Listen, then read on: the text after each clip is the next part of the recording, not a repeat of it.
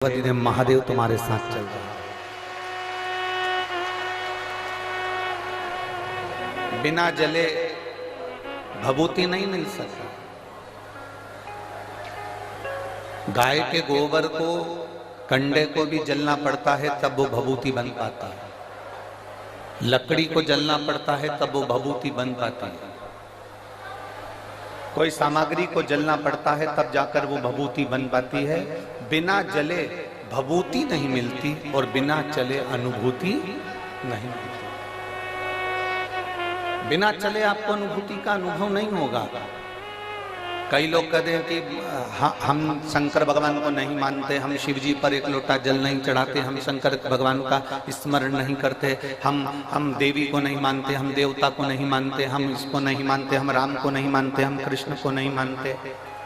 ये दुनिया के लोग हैं जो फालतू की बात कर सकते हैं, क्योंकि उन्होंने अभी इस पथ पर चले नहीं।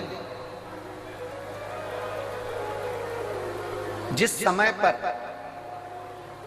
एक साधारण मनुष्य इस पथ पर चलना प्रारंभ कर देता है तब उसको मालूम पड़ जाता है कि शंकर का शिव नाम है क्या, श्री शिवाय नमस्तुभ्यं में है क्या, भगवान शंकर की विरल भक्ति में है क्या, भगवान के भजन में है क्या। तब उसको ज्ञात होने लगता है। और तेरी कृपा बिना न हिले एक भी अणु, लेते श्वास तेरी कृपा से तनु तनु। बखान क्या करूं मैं राखों के ढेर का, चपटी भभूत में खजाना कुबेर का।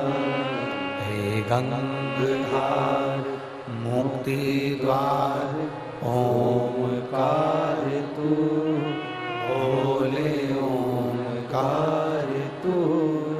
आयो शरण तिहार शंभु तार तार तू। बिना चले अनुभूति नहीं हो सकती। आप इस पथ पर जब चलेंगे, आप जब शंकर जी के मंदिर जाना प्रारंभ करेंगे, आप जब शिव जी को एक लोटा जल चढ़ाना प्रारंभ करेंगे, आप जब भगवान शंकर का गुणगान करना प्रारंभ करेंगे, आप जब भगवान शिव की अविरल भक्ति को धारण करना प्रारंभ करेंगे, आप जब श्री शिवाय नमस्तुभ्यं मंत्र बोलना प्रारंभ करेंगे, आप जब एक बेलपत्री उठाकर भगवान शंकर पर चढ़ी हुई खाना प्रारंभ करेंगे, तब तुम्हें अनुभव होगा कि इस पथ पर चलने का लाभ क्या होता है, भगवान शंकर की भक्ति का लाभ। शिवलिंग को केवल शिवलिंग मत मानना।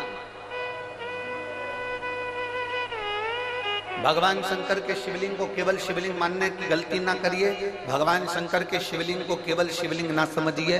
तुम्हारे घर में जो भगवान शंकर का लिंग विराजमान है, भगवान शंकर का शिवलिंग विराजमान है, उसको केवल शिवलिंग मत समझिए।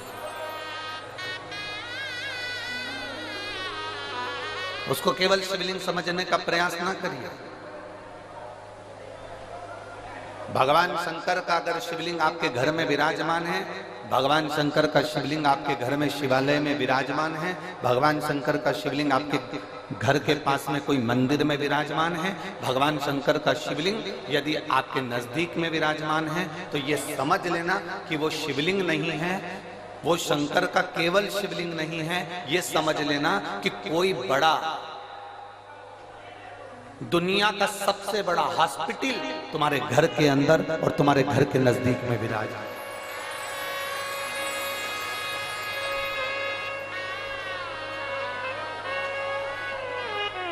उसको केवल शिवलिंग मत समझिए, उसको केवल शंकर भगवान का शिवलिंग मत समझो।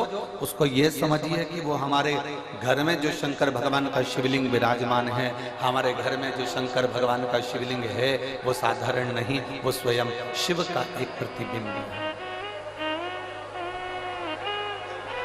देखिए, आज कथा का विराम दिवस है। हम तो यही कहेंगे, हमने आज तक शिव महापुराण की कथा में जो देखा है, जो हमने अनुभव किया है, वही हम आपको बता रहे हैं कि जैसे मेहमान 15 दिन, 8 दिन, 5 दिन तुम्हारे घर में रहते हैं, वो बच्चों को कुछ नहीं देते, पर मेहमान जब जाने लगते हैं तो अपना पर्स खोलकर अपने घर के बच्चों को जरूर कुछ न कुछ देकर जाते हैं। उसी तरह मेरा देवाधिदेव महादेव कथा का विराम होता है तो कुछ न कुछ देकर जरूर जाते हैं।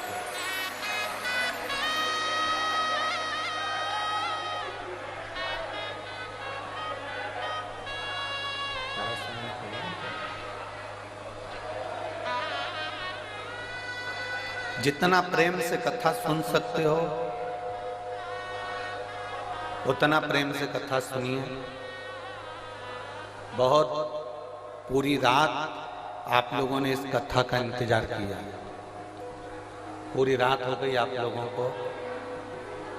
जैसे बैठे हो ना, इतनी भी जगह नहीं थी रात्रि को जब हम आए थे यहाँ पर, इतनी भी जगह नहीं थी कि कोई अच्छे से सो सके, क्योंकि पंडाल पूरे भरे हुए थे और पूरा ग्राउंड चारों तरफ से भरा हुआ था, कोई जगह बची नहीं थी। पूरी रात आपको केवल शिव महापुराण के इंतजार में निकल गई।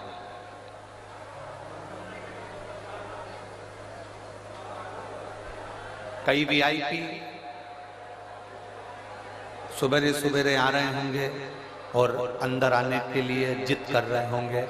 हमारा उनसे निवेदन है, आपके चक्कर में इतने लोग जो रात भर से इंतजार कर रहे हैं उनकी कथा ना रह जाए, उसका स्मरण अपने भीतर रखिए। ये जो पूरी रात से इंतजार कर रहे हैं, आपके चक्कर में इनकी कथा ना रह जाए, इसलिए आपको